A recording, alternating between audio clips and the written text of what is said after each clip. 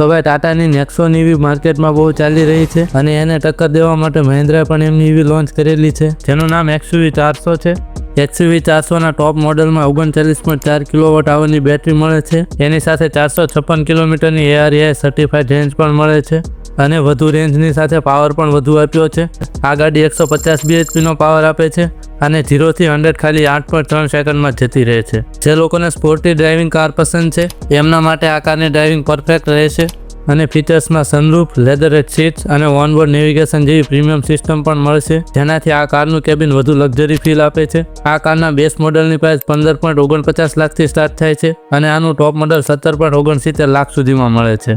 બાકી મહિન્દ્રાને એટલું જ કહેવા માંગીશ કે EV કાર્સની સાથે CNG કાર્સ પણ લાવો, કારણ કે મહિન્દ્રાની ડીઝલ કાર્સની માઇલેજ તો બહુ ઓછી હોય છે, એટલે CNGમાં કદાચ વધુ માઇલેજ વાળી કાર્સ લાવી શકે.